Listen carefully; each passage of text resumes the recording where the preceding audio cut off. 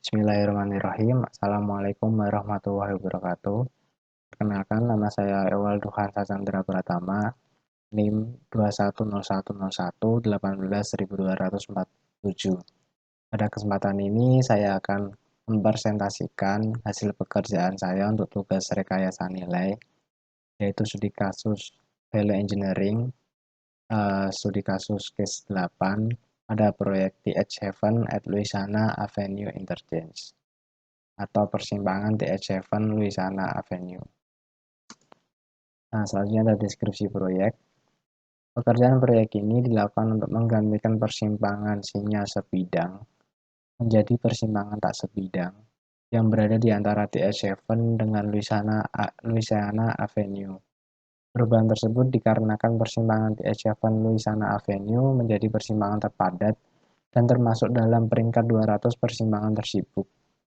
Proyek ini terletak di kota St. Louis Park, Minnesota yang terletak di bagian barat Twin Cities Metropolitan Area.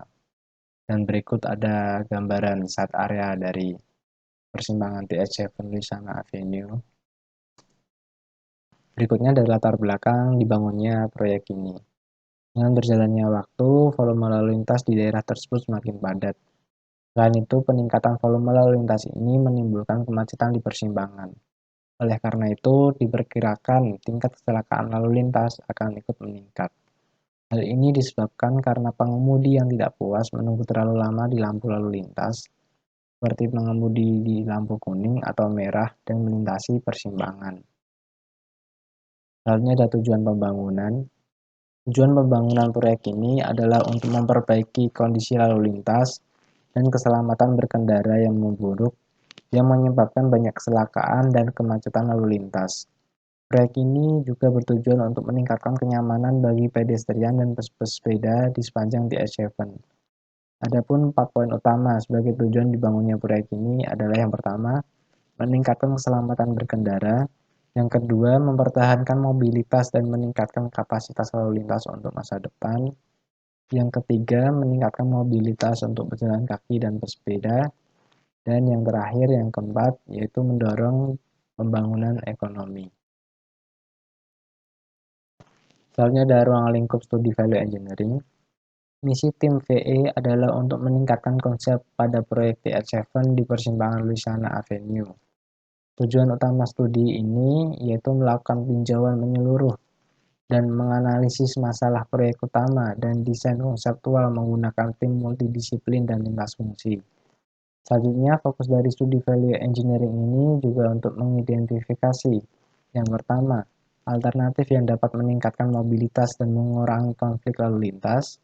Yang kedua, alternatif yang meminimalkan dampak yang terjadi sekarang dan meningkatkan peluang untuk pengembangan di masa yang akan datang. Dan yang ketiga, peningkatan sistem transportasi yang ramah lingkungan. Selanjutnya, lalu ada permasalahan dan kendala proyek. Terdapat permasalahan proyek yang mengakibatkan kekhawatiran dan memungkinkan terjadinya kendala. Berikut permasalahannya, yaitu yang pertama, menghindari dampak terhadap kompleks apartemen Louisiana Oaks dan Sam's Club. Yang kedua, mengakomodasi pergerakan lalu lintas pejalan kaki dan sepeda selama masa konstruksi. Yang ketiga, meminimalkan penggalian atau potensi tinggi dari tanah yang terkontaminasi. Yang keempat, menghindari dampak rel kereta api yang melintasi TH7 di ujung timur proyek. Yang kelima, mempertimbangkan untuk akses keluar masuk ke TH7 di ujung timur proyek. Lalu ada proyek ini dijadwalkan pada November 2011 dengan waktu pendanaan pada Maret 2012. Adapun potensi untuk perpanjangan 1 tahun dengan persetujuan sebelumnya oleh Met Council.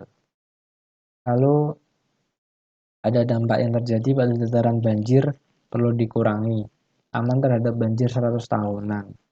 Selanjutnya menghindari semua dampak dari propertis 4F dan lalu ada meminimalkan dampak dan akuisisi right of way. Dan yang terakhir, keinginan untuk tidak berdampak pada stasiun pompa dan rumah sakit di sepanjang Lake Street. Adapun masalah utama di dalam proyek ini pada saat observasi lokasi dan dari segi kenyamanan pengemudi, yaitu yang pertama, usulan profil di TS7 akan menimbulkan efek roller coaster, lalu beberapa utilitas di persimpangan, selanjutnya ada kondisi di lapangan sekarang, berbeda dengan data geoteknik dari konstruksi awal 30 tahun lalu, lalu ada kondisi yang ketat untuk konstruksi dan lalu lintas, pergerakan lalu lintas, dan yang kelima, lalu lintas Louisiana Avenue dapat dikontrol dengan satu lajur dalam desain rencana. Yang keenam, jalur bus di sepanjang Jalan Walker. Selanjutnya ada siklus waktu lampu lalu lintas terlalu lama. Nah, selanjutnya ada analisis proyek. Proyek di sini menggunakan tim VE untuk menganalisis proyek dengan menggunakan rencana kerja VE dan alat terkait. Oleh karena itu, pada proyek ini menerapkan dengan menggunakan cost model dan diagram phase. Tim di sini menggunakan cara tersebut dengan tujuan mengurangi konflik, meningkatkan mobilitas, dan menciptakan mengakses. Fungsi sekunder utama termasuk hapus akses dan konstruksi panggung analisis dari fungsi yang dimaksudkan. Untuk dilakukan proyek membantu tim fokus pada tujuan dan kebutuhan proyek, dan akibatnya berakibat bagaimana menyusun konsep-konsep yang direkomendasikan yang akan menyediakan fungsi yang dibutuhkan. Berikut ada analisis cost model, dapat dilihat di layar teman-teman, yaitu pada item roadway biaya sebesar $6.526.500 dan ke bawah dilihat dan didapatkan total $19.885.215 Dapatkan kesimpulan dari cost model tersebut, yaitu pada item jalan raya tersebut merupakan aspal bitumen yang menghabiskan 33% dari total biaya konstruksi. Selanjutnya, biaya untuk tanah yang telah terkontaminasi atau tercemar dan pembersihan kotoran menghabiskan 23% dari biaya estimasi. Lalu jembatan terbaru yang melewati Louisiana Avenue menghabiskan biaya 13% dari biaya estimasi. Lalu tidak terdapat acuan atau perkiraan biaya untuk pembebasan lahan. Lalu tidak jelas apa yang disertakan dengan barang-barang yang terkontaminasi, soil removal dan backfill. Selanjutnya ada penggalian dan pengurukan sampah. Tim merasa bahwa tumpahan lembaran dalam jumlah besar akan dibutuhkan selama operasi ini, tapi tidak tahu apakah biayanya sesuai perkiraan. Selanjutnya tidak diketahui di mana tanah yang terkontaminasi perlu dibuang. Ini bisa menjadi barang dolar yang sangat besar. Selanjutnya ada analisis fungsi. Hasil analisis fungsi adalah nilai jual unik dari proyek studi. Hal tersebut berarti bahwa analisis fungsi dapat mengubah elemen proyek menjadi fungsi dan secara mental menjauhkan tim VE dari desain asli sehingga membimbing tim value engineering ke konsep fungsional proyek. Fungsi didefinisikan dalam pernyataan kata kerja kata benda untuk mengurangi kebutuhan proyek ke tingkat yang paling dasar, mengidentifikasi fungsi file elemen desain utama dari proyek, memungkinkan pertimbangan yang lebih luas tentang cara-cara alternatif menyelesaikan fungsinya.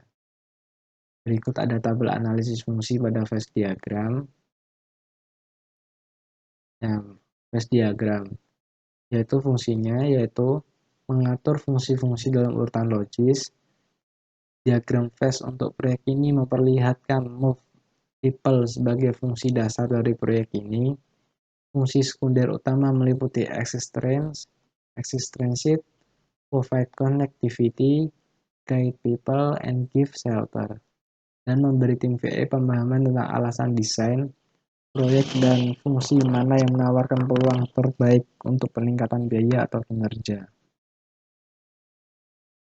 Nah, selanjutnya ini dapat dilihat di layar teman-teman, yaitu phase diagram dari proyek ini. Selanjutnya ada performa proyek. Performa proyek harus dijelaskan dan disetujui oleh tim proyek, tim VE, dan petinggi di awal studi VE yang akan digunakan untuk mengidentifikasi, mengevaluasi, dan mendokumentasikan. Matriks atribut performa digunakan untuk mengevaluasi ide-ide yang ada. Selagi tim VE membuat alternatif, setiap kinerja dipertimbangkan dengan desain awal dan biaya yang dibuat oleh tim VE. Biaya yang dibuat oleh tim VE dapat dibandingkan dengan aslinya. Dengan menggunakan matriks inilah dapat diketahui dampak yang paling besar dari rekomendasi tim value engineering itu sendiri. Matriks ini penting untuk mengetahui hubungan antara biaya, kinerja, dan nilai proyek. Nah, dapat dilihat di sisi kanan layar. Selanjutnya ada proses rekomendasi dan evaluasi ide. Tim value engineering sebagai sebuah kelompok atau grup yang menghasilkan dan mengevaluasi ide-ide agar bagaimana menjadi berbagai fungsi. Daftar ide dikelompokkan berdasarkan fungsi atau elemen proyek utama. Ada 7 atribut yang dijadikan sebagai aspek kunci dalam penilaian performa proyek daerah. Berikut beberapa atribut tersebut, yaitu yang pertama adalah lalu lintas jalan utama atau MO, yang kedua adalah lalu lintas jalan lokal atau LO, yang ketiga ada kemudahan dalam perawatan M, dampak yang terjadi selama konstruksi dalam simbol C, dampak lingkungan E, jadwal proyek simbol S, dan resiko R. Dalam proses penilaian, tim value engineering telah mencapai persetujuan dengan menggunakan skala nilai dari 1 sampai dengan 5. Untuk ide dengan nilai yang terendah tidak perlu dipertimbangkan kembali, sedangkan ide dengan nilai yang tertinggi selanjutnya dilakukan pengembangan kembali. Nah, berikut terdapat rangkuman rekomendasi. Tahap rekomendasi mencakup gambaran singkat mengenai konsep asli, deskripsi perubahan yang disarankan, daftar kelebihan dan kekurangannya, perbandingan biaya, perubahan kinerja, dan deskripsi singkat yang membandingkan desain asli dengan desain rekomendasi. Selain itu, sketsa, perhitungan, dan evaluasi indikator kinerja juga disajikan. Perbandingan biaya mencerminkan tingkat detail yang sebanding dengan perkiraan semula. 44 ide baru diciptakan untuk proyek ini. Konsep-konsep ini dibandingkan dengan dasar yang dikembangkan oleh tim proyek. Tim value engineering lebih jauh meningkatkan konsep layanan dengan kinerja terbaik. Tim value engineering membuat 8 rekomendasi dan penghematan bersih antara 3,9 juta hingga 5,1 juta dolar AS dan produktivitas meningkat 7-11%. Nah, berikut dapat dilihat di sisi layar kanan, teman-teman. Itu ada description dari 1A, 1B, 1C, rekomendasi nomor 2, 3, 4, lalu 5A, 5B. Dengan total cost savingnya sebesar 3,9 miliar US dollar sampai 5,1 miliar US dollar. Dan peningkatan performanya sebesar 7% sampai 11%. Selanjutnya adalah strategi implementasi. Karena banyaknya rekomendasi, akhirnya terpilih 3, yaitu 1A, 1B, dan 1C untuk membangun tanggul. Rekomendasi 5A dan 5B berbeda dengan konsep dasar, yaitu yang pertama ada skenario A, skenario B, dan skenario C. Yang mana skenario A itu melibatkan rekomendasi 1, 2, 3, dan 4. Keempat ini dapat meningkatkan fungsi dasar, penghematan sampai 4,1 juta US dollar, dan meningkatkan kinerja kurang lebih 8%.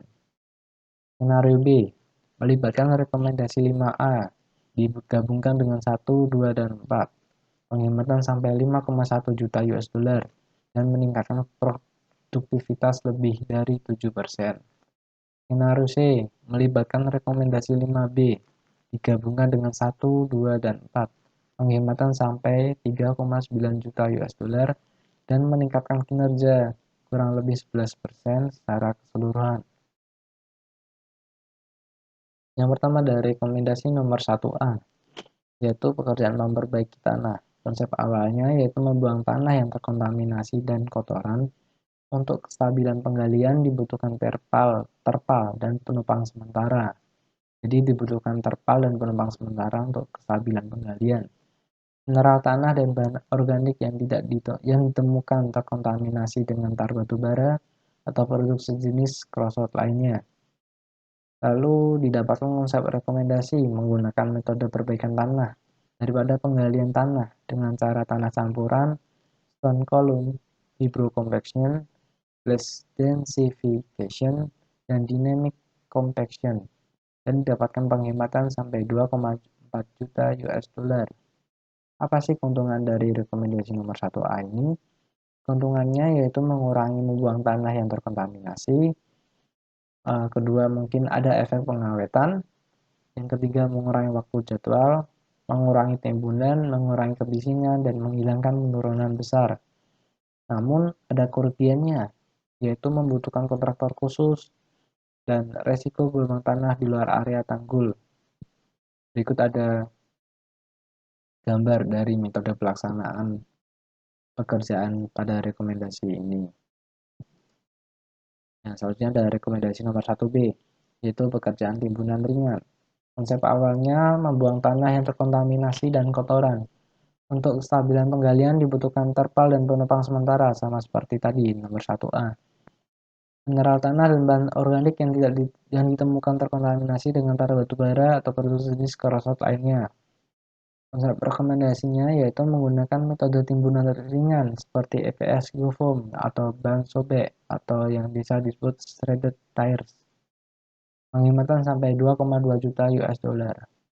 Keuntungannya dari rekomendasi nomor 1B ini yaitu mengurangi penurunan tanah, mengurangi suplai tanah timbunan, mengurangi penggalian kotoran, dan mengurangi waktu jadwal. Adapun kerugiannya yaitu dapat mempersulit item lain, resiko potensi terhadap campuran, susah dengan minyak bumi, menghalangi utilitas masuk. Dan berikut terdapat gambar mengenai metode pelaksanaan atau gambaran mengenai timbunan ringan itu sendiri. Selanjutnya ada rekomendasi nomor 1C. Timbunan untuk pekerjaan timbunan yang didukung oleh tiang. Konsep awalnya yaitu membuang kotoran dan tanah yang terkontaminasi. Untuk kestabilan penggalian dibutuhkan terpal dan penopang sementara. Mineral tanah dan bahan organik yang ditemukan terkontaminasi dengan tar batu bara atau produk jenis kerosot lainnya. Konsep rekomendasinya yaitu menggunakan tiang panggang atau drilling pile, menggunakan agar cast pile pada area dengan tanah bertekanan, membangun reinforced soil mat yang diperkuat di atas tumpuan untuk mendukung jalan atau jembatan menuju tanggul, dan diperoleh penghematan sampai 2,5 juta US dollar. Keuntungannya yaitu menghapus penggalian, mengurangi pemeliharaan jangka panjang, mengurangi resiko yang terjadi, dan biaya yang lebih murah. Namun terdapat kerugiannya, yaitu polusi suara atau bising yang dihasilkan, dan membutuhkan koordinasi dengan seat piling untuk membangun jembatan. Dan berikut terdapat gambar dari rencana kerjanya. Selanjutnya ada rekomendasi nomor 2, yaitu pekerjaan timbunan yang didukung oleh tiang. Konsep awalnya menggunakan metode cast in place atau cor di tempat pada pekerjaan dinding cantilever. Konsep rekomendasinya yaitu menggunakan metode CIP dengan Reinforced Steepened Slopes atau RSS jika diizinkan.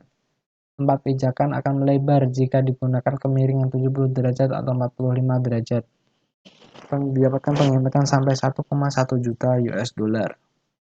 Keuntungannya yaitu mengakomodasi penurunan, mengurangi biaya, mengurangi waktu konstruksi, tidak memerlukan pondasi struktural, meningkatkan kemiringan lereng sampai 70 derajat, memberikan estetika pada kemiringan yang ada dengan adanya rerumputan.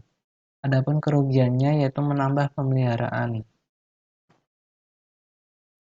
Selanjutnya ada rekomendasi nomor 3, yaitu pekerjaan bundaran satu lajur.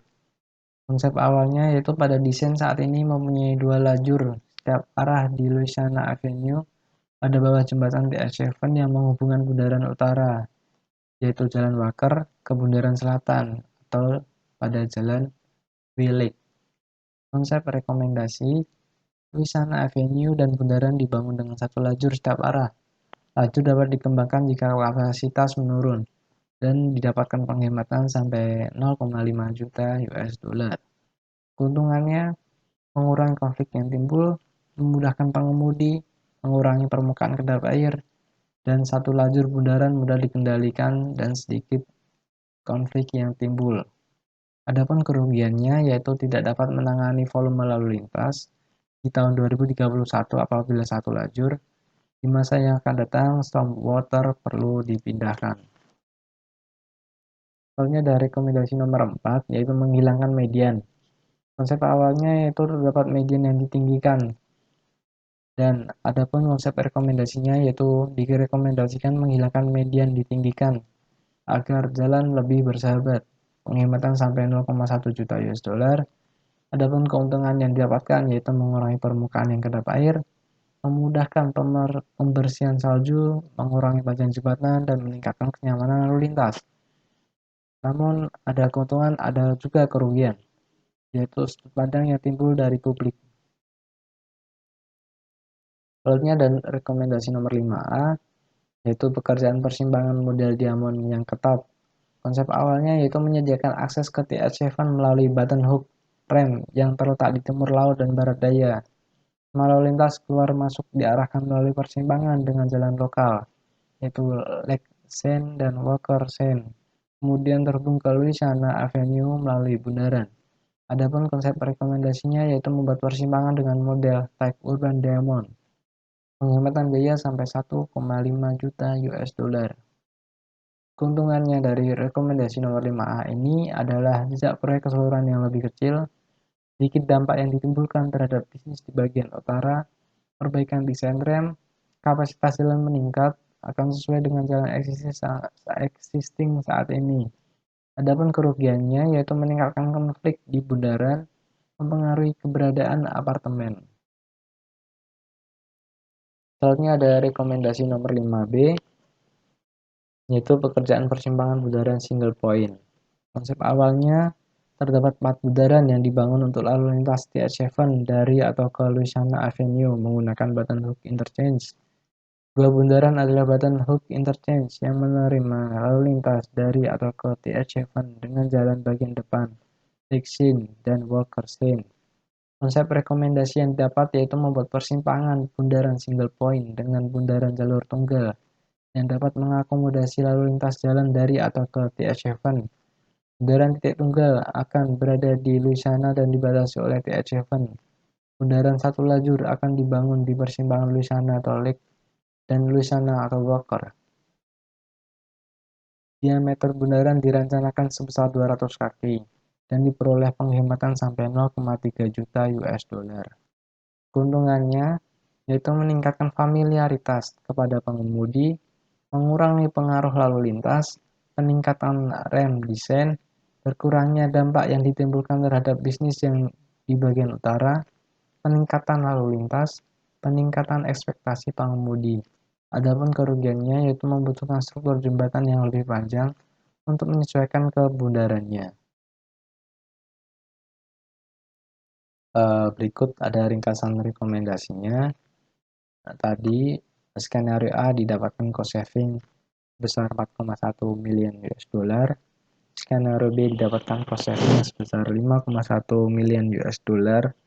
Skenario C didapatkan total cost saving sebesar 3,9 miliar US dollar. Soalnya ada pertimbangan desain dari tim value engineering. Yang pertama yaitu menggunakan dinding MSA atau mechanically stabilized earth, menurunkan elevasi TS7 di antara Texas Avenue dan Louisiana Avenue untuk memperoleh bahan untuk tanggul, menggunakan harga baja yang rendah saat ini, dan mempertimbangkan jembatan gelagar baja. Soalnya menggunakan 2 buah jembatan, jangan menggunakan satu saja. Soalnya ada buah jembatan yang sangat khas. Yang kelima, yang keenam, perlu pertimbangan kembali dalam penggunaan rain garden di bundaran dan jalan raya. Lalu menggunakan perkerasan kaku sebagai pengganti perkerasan lentur pada permukaan jalan di atas jembatan dan menggunakan metode konstruksi ABC atau Accelerated Bridge Construction. Adapun manajemen konstruksi pada proyek ini, yaitu tim value engineering membahas pelaksanaan proyek selama tahap konstruksi. Karena pekerjaan penggalian yang berat diperlukan untuk menghilangkan kotoran, sulit bagi pekerja untuk menjaga jalur dua arah yang jelas di TH7 setiap saat. Louisiana Avenue perlu mempertahankan satu jalur terbuka setiap saat, tetapi profil Louisiana diturunkan 6-7 kaki, yang membuatnya sulit untuk mengontrol lalu lintas selama konstruksi. Selama studi, tim membuat beberapa saran tentang cara mengontrol lalu lintas selama konstruksi, yaitu didapatkan ide S1, rencanakan bundaran sementara pada tenggara dan barat laut, pindah perempatan pada Louisiana Avenue dan TH7 ke perempatan Lexington dan TH7, dan pelaksanaan konstruksi di TH7 1,5 pada satu waktu. Dan pada ide S2, yaitu geser lalu lintas TH7 ke selatan, dibuat jalan sementara, dan bangun TH7 secara keseluruhan. Ide S3, menggeser TH7 ke selatan menggunakan Lake Street dan bangun TH7 secara keseluruhan. Dan ide S4, geser lalu lintas Louisiana Avenue ke timur selama penurunan profil. Berikut, terima kasih. Berikut presentasi dari saya. Kurang lebihnya mohon maaf. Terima kasih atas uh, terima kasih atas waktunya dan sudah menyimak presentasi dari saya. Sebelumnya terima kasih. Wassalamualaikum warahmatullahi wabarakatuh.